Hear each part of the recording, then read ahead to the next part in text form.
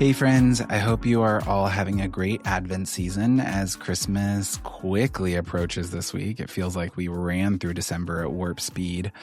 This week, I am back with another recording from a sermon I gave back in August on the Good Samaritan story in its relationship with Jesus' command to love our neighbors.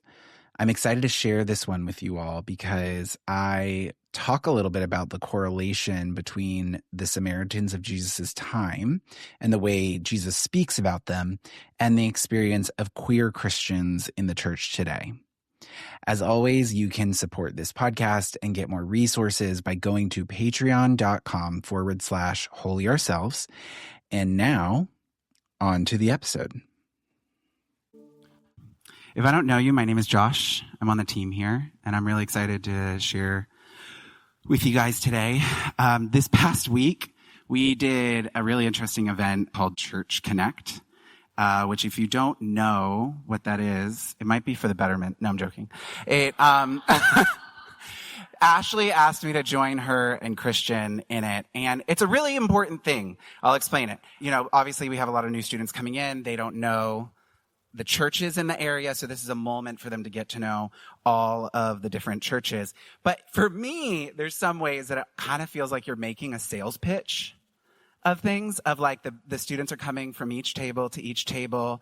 And I loved when I heard one pastor who was like, do you want the pitch or do you just want like the candy? And either is fine.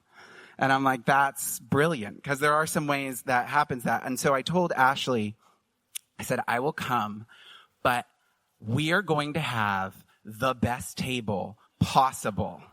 That's my stipulation. And that's what we came up with, which I was actually very proud of. We took a bunch of pictures of our community because we asked some PBA, there was a conversation that happened earlier this week and was asking a PBA student that comes to Prov, like, what draws you to Prov? And they said that we actually seek to really do life together and that you can be real. And I was like, well, let's exemplify that as much as we can. And so it's not a competition, but I feel like we would have won.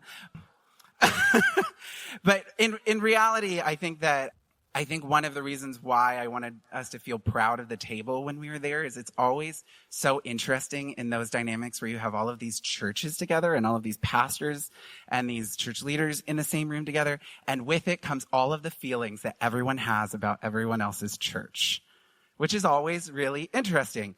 And I think now that I've gone to it, I think this is my third year going to it. And like I said, it's a really important time, and I'm really glad that we go and we need to, and got to have really cool engagements with students and stuff. I now kind of go in, now that people have seen me at times, and I go in as the person everyone knows as the gay pastor. That everyone sees. And for anyone who's new here, hi. I'm the gay pastor. But it's one of those things I've always tried to figure out how to talk about in these kind of spaces, because I've told Keith, I'm like, I want to be a pastor who just happens to be gay. I don't want to have to be the gay pastor. It's just not what I want to do. And because on top of it, then, you add in this aspect of not only am I gay, but I'm the gay person who's decided to be celibate because I still hold to a traditional view of marriage between a man and a woman, and all of these different things. So then there just adds all of these different layers to it. And so I walk into this space as the gay pastor and knowing, and a lot of those times I always go, okay, no one is thinking what I'm thinking they're thinking. No one's thinking what I'm like, no, they are literally all thinking exactly what I think they're thinking, and just kind of embraced it. But there was this one moment when a pastor from a very conservative church came over to us and was talking to me and Ashley. And we were just in the conversation. There was some intentionally subtle ways that we both realized he was kind of trying to invalidate us both as pastors, her for being a woman and me for being gay. And he was very nice, but it was just a lot of things below the surface that Ashley's catching on to and I'm catching on to. And I say this because I don't bring this up for you to feel sorry for me. Like I tell people, I got into ministry knowing what I was in for. I got into it knowing these kind of interactions were going to happen. Like that's not the thing why I'm saying this. I bring this up because I think all of us understand what it's like to enter a room and ask the question, do I belong here? Every single person. All of us do. I think we all understand what it's like to walk up and have a conversation with someone who reduces us to like one thing about us, who can't engage with us in some way because we're too young or we're too old or because of our accent or because of your education or whatever it is. And honestly, the thing is, if we're being really honest, we've all done that to other people. When we don't understand something about them, when it just doesn't make sense, when we're too afraid to ask the question, we reduce them to the thing, and then it feels really distant, and then we want to keep away. And we're talking today about the story of the Good Samaritan. And, we've been in this series over the summer about spiritual practices, which, as I've told you all about, I'm all for. I'm like a spiritual director. I'm like, let's go. Let's tell everyone about like how to do spiritual practices. And now we're going to be transitioning. This is not the first week. Next week, we're going to start a new series called Cultivate, where we're going to be diving into our vision as a church and kind of some of these different things, points that you've heard us talk about, culture making and creativity and deep soul care and catalysts for the common good, these different things, and how do they fit in? And in this kind of time, using the Good Samaritan story, I want to kind of build a bridge of how these things connect and talking to us about it. So I'm going to read the passage, which is Luke 10, verses 25 through 37. It's going to be on the screen. And behold, a lawyer stood up to put him to the test, saying, "Teacher, what shall I do to inherit eternal life?" He said to him, "What is written in the law? How do you read it?" And he answered, "You shall love the Lord your God with all your heart and with all your soul and with all your strength and with all your mind, and love your neighbor as yourself."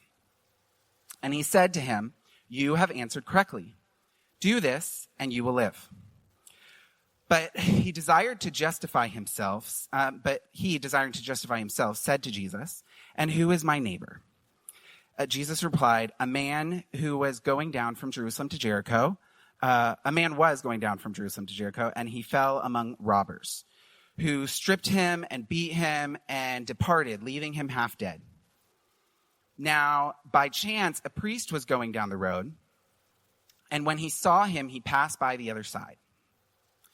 So likewise, a Levite came to the place and saw him, and passed by on the other side. But a Samaritan, as he journeyed, came to where he was, and when he saw him, he had compassion. He went to him and bound up his wounds, pouring on oil and wine. Then he set him on his own animal and brought him to an inn and took care of him. And the next day he took out 2 denarii and gave them to the innkeeper, saying, "Take care of him, and whatever more you spend, I will repay you when I come back." Which of these 3 do you think proved to be a neighbor to the man who fell among the robbers? He said, "The one who showed him mercy." And Jesus said to him, "You go and do likewise." This is the word of the Lord. So I feel like no matter if you've grown up in church or if you have not, you have heard the word a Good Samaritan. Like we're familiar with this story. We know what it is. Every news outlet, if they're going to tell a story about someone who did something unexpectedly compassionate, they talk about a Good Samaritan came up. We have ministries named after this. And in many ways, there's even Good Samaritan laws about our need for removing liability if you're helping with someone, all of these things. In general, a Good Samaritan in our culture has come to mean someone who shows unexpected compassion, which is really fascinating because that is not how Samaritans were seen in Jesus' time. I mean, and Jesus loved to talk about Samaritans. He loved to go be around Samaritans. He would walk into their own spaces, the spaces you normally would not enter as a Jewish person. But in many ways, for lack of better terms, Samaritans were seen as half-breeds. They had Jewish descent, but they also had mixed with Gentiles. They were seen as mutts in a way. They were seen as half religious, but not living it out well. They were seen as heretics. And Jesus loved to point them out. So then when we see in this story, the man is asking Jesus this question intentionally to trip Jesus up. Like that is his goal. It says he said it to test him. And I think I relate to that a lot in my story from before with the pastor, because there was a few moments when I was talking about wanting to be ordained, and it felt like then I was in a quiz about things. You know, like there's moments when you realize, oh, these questions are coming. We all know what's happening here. Like we all know this situation that's going on. So I can imagine that Jesus is approaching this from a situation of going, everyone in the room knows why this man is asking this question. So Jesus turns it back on him. Well, what do you think? He goes back to him. What do you say the scriptures say? And the man proceeds to cite two laws from the Old Testament. The one being love your God and then love your neighbor as yourself. And we often think that Jesus is somehow unique for saying that that sums up the law. He really wasn't. That was a very common thing of Jews at the time, that they would say. There was actually one of the leaders of the Sanhedrin, the group that ended up arresting Jesus. He is quoted as saying, "What is hateful to you, do not do to your fellow man." That is the entire Torah. The rest is commentary. Go and study it and do it. So literally, even the people who are about to go arrest Jesus are saying the same thing. That's why this man, in testing Jesus, knows he can say, oh, it's love God and love your neighbor. And so then Jesus is like, great, go do it. That's it. You just answered it yourself. And so then the man, being kind of feeling a little bit of lost pride in it, decides to go further and says, who is my neighbor? And this is where Jesus normally diverts from the normal church response. Obviously not church, but we're going to use the church people language in this situation for him. So if you were to ask the Jewish people of the time, when the Bible says neighbor, it's referring to others who are obeying God's law, others within the covenantal community. That if God says to love your neighbor, well, that's the Jews. That's other people. And maybe believing Gentiles, but it's people who are now coming in to this space, who are joining us as we go. And what is radical about Jesus' response is he is highlighting someone who they see as heretical, as sinful, and basically ungodly. And not only is he doing that, he makes them the hero of the story. Like, in some ways, Jesus could have made the same point by making the Jewish man the one who cares. Like, the Samaritan gets wounded and is on the side of the road, and the Jewish man comes and helps him. He could have made the story that way, and it would have kind of a little bit played into the pride of the Jewish people. Like, yeah, we can help Samaritans, those like poor, lowly people. Cool. I can do that. And then Jesus says, go. But Jesus flips it. He's like, no, you're the wounded one. And now they're going to come here and help you. I rewrote the story in a way to put it into modern context. So let's see how you all feel about this. A local Christian businessman was heading up from West Palm to Orlando for a work meeting. Then he got in a hit and run along the road, left there with injuries. By chance, a megachurch pastor was driving by on his way to speak at a youth worship conference. And because he was running late, he got in the far left lane and kept going. Then similarly, a Christian ethics professor passed by on his way to give a lecture, but he was stressed as he processed the details of his talk, so he got into the far lane and kept going. But finally, a trans woman, as she was journeying up to see the memorial for the Pulse nightclub shooting, stopped and had compassion on the injured man. She called the police and stayed with him and ultimately brought him to a hospital and helped contact his family. Which of these three do you think proved to be a neighbor to the injured Christian businessman?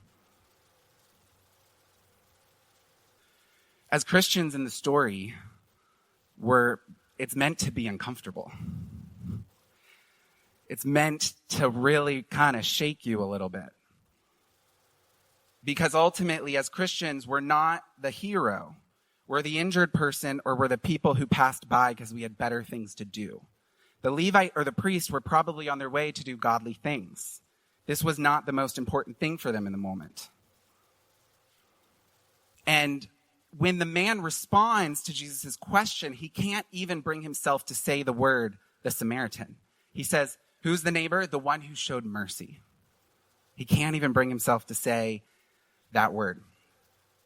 As we dive into this, I want to highlight like a few small things, which is, first off, that this story highlights the fact that we cannot separate loving God, loving our neighbor, and loving ourselves.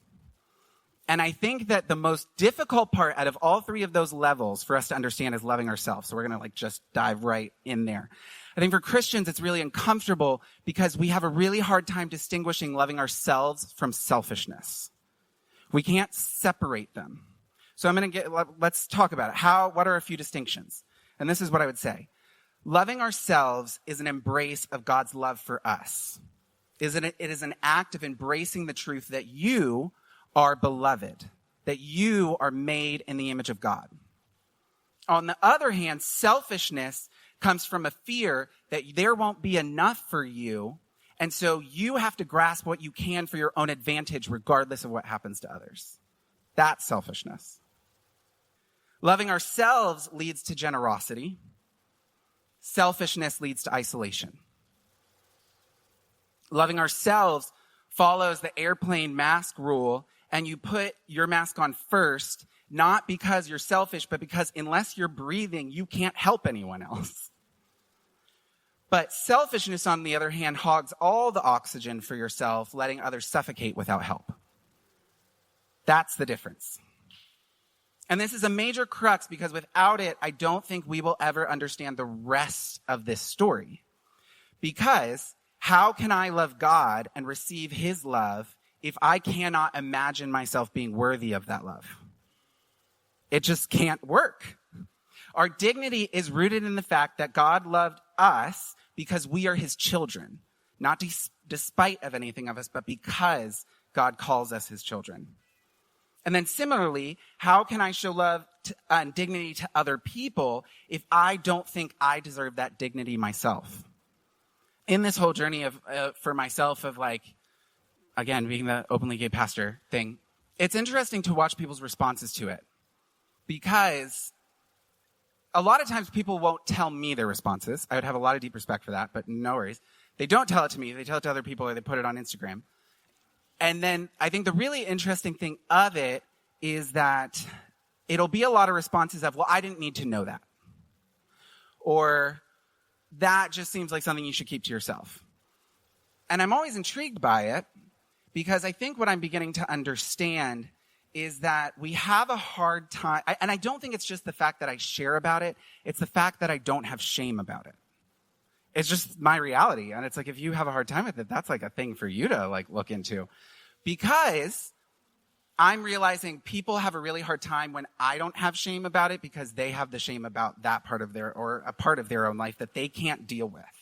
We have a hard time seeing someone live with dignity when we don't have that same dignity for ourselves. And it becomes really, really, really difficult. Going back to that PBA day, I sat at the table after the whole interaction. And I think the little child in me wanted to hide and shrink away and leave. And as I was processing it, I was like, no, I have a table here. I am here equally. I have the ability to stand here, and no matter who else doesn't like it, we're here as equals. And there was a part of me that wanted to shrink away, and there was a part of me that wanted to go over to the pastor and be like, you know what, I'll tell you what I actually think. But that wasn't going to work either. Because I stand here, and we both in this place have equal dignity. And I'm realizing that confidence comes from my journey of realizing God loves me fully as someone intentionally made with a purpose. And that love compels me to love God back deeply with my whole being, seeing my mind and my body and my soul as good things with which to worship God. And then that leads me to more truly understand my identity and to validate my dignity, which then propels me to want to show that to other people for themselves. And I think each piece of this is intertwined, and it begins to allow us to embrace that God loves you, not despite of who you are, but because you are God's child. And through that, we discover who we really are, combating the false narratives and of what we've been told. And that empowers us to serve our community especially those we would naturally not serve at all. Back in college, I got assigned in an assignment to do a study of the book of Jonah. And I'm kind of glad because after that initial assignment, this was my days at PBA, I got so fascinated with the book of Jonah because I saw it in a different way. And I think one of the things that stood out to me the first time that propelled me to go deeper was the fact that I always thought Jonah was just this like ridiculous character. Like, you're just going to run the other way. And why are we doing this? And it's this whole thing. And then he wants to, like, he gets mad at a plant. It's just really random. Like, it's these things that I don't get it. But I think that's because we need to have context. When God calls Jonah to go to Nineveh, it is like telling a 20th century Jewish person to go to Nazi Germany. This is what he's doing. Nineveh will later on conquer Israel and destroy them. And they've already started by the point of Jonah. And so when I understand that, I have a lot more compassion for Jonah. Of like, you're not just told to go to a different people, just because he doesn't just not like them because they're outsiders. He likes them because they're his oppressors. He doesn't like them because they're oppressors. And then it gives a lot more compassion for Jonah when he basically goes like, I knew you would do this in chapter 4. He goes, I knew you were going to do this because I know that you are a gracious and merciful God, slow to anger and abounding in steadfast love. And that's why I didn't want to come. He takes like one of the most positive aspects of God and makes it a negative because of his hurt. And I relate to that so deeply. You know, obviously it feels like we're in a time now where mass shootings happen constantly. Obviously we've had one this week, and sometimes it's like, how do we even process that? In my own story, 9 years ago, the Pulse nightclub shooting happened, which I referenced earlier, which if you don't know, happened in Orlando at a gay nightclub called Pulse. And at the time it became the largest mass shooting in U.S. history, killing 49 people, countless others wounded. It's now still the second largest shooting. And at the time of it, it was really hard for me because, first of all, I was doing ministry, but I wasn't the out gay person. I didn't really know what to do with my own story. I didn't really know how to interact with it, so I was doing just ministry. But Pulse was really important to me because I used to dance there when I lived in Orlando, and I had friends that were killed there and that shooting, and I had friends that were there. And a thing to understand about queer culture is we have a lot of conceptions of it in the church. I understand about gay clubs, but like in gay culture, gay clubs are the safe place. They're the place where you know you're not going to get judged, you're not going to get yelled at, you're not going to get hate crimed. You can go there and you can just like be. And so it's the safe space. And so it became really, really difficult because, first of all, friends had died. It was a place that I knew. And it's like, oh, cool. Not even our safe places are safe anymore. And then to add to that, like, I felt this feeling from God saying, your family needs you. My family referring to the LGBTQ community. And I'm like, what am I going to do? I don't even talk about this in my own story. Like, how am I going to go and do anything? And I was living in Columbia at the time, but at the time of the shooting, I was in Stewart visiting my family. And I was calling a few friends in Orlando, asking them, like, hey, can I help in any way? Like, is there any way I can drive up? And they said, no, there's really nothing like to do. And then it came out that the shooter was Muslim and that he had been associated with a mosque in Port St. Lucie, which was like nearby my family. A few days later, some local people in Stewart and Port St. Lucie burned down the mosque. And most of these people had nothing to do with any of this, you know. And I felt compelled at the time to go talk to a few friends, and we got food and we took it to the mosque. It was kind of one of those things where, you know, everyone was saying, what are you doing? Like, why are you doing this? And I'm like, it's not because of him, but because it's like, I know what it's like to have your safe place not be safe anymore. And these people are now experiencing that same thing because of this same hatred. And I'm not saying that we go up to the person who directly hurt us. I'm not saying for us to put ourselves in dangerous situations. If it had been taking food to the shooter, I don't know. I don't know what I could have done. I don't think I could have done that. But I do think it's about bringing ourselves to have compassion on the people that are associated with or represent the people that hurt us. Because I think the thing I've been thinking through the story of the Good Samaritan is, how did the Samaritan feel in this story? That you see someone who represents the people that have hurt you, and now you're going to show compassion to these people. Like, that is hard. That is really difficult. And I think we all can understand what that's like. To see people that they didn't hurt us, but they sure feel close. And I do think that this is what Jesus is saying when it's go and do likewise. I don't even think Jesus is talking to the Jewish person about go and be kind to Samaritans. I think Jesus would want that. But I think he's actually saying something even deeper. This Samaritan had the compassion to care for someone who represents everything that hurts them. And so, in this, when we carried food to the mosque, I'll be honest, there wasn't like a hero moment. I just felt the Spirit nudging, this is your neighbor. Like, this is your neighbor, show mercy.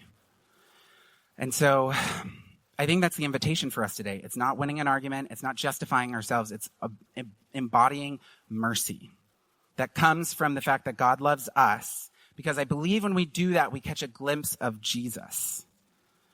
And the world gets a glimpse of Jesus. That he's the one who crossed every boundary to meet us on the other side of the road, to bind our wounds and to carry us home.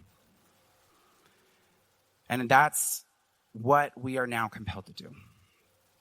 And so I'm going to pray over us as we lead into the time of communion. And I invite you to just think through, what does that look like for you? Again, it's not about going to the person who hurt you specifically. If it was in church, it was a pastor or a family member. It's not about that. But what are the situations for you when you're interacting with someone and you're like, this feels really hard because it just feels exactly like those situations? And how can we see them and have compassion for them, just as Jesus had compassion for us?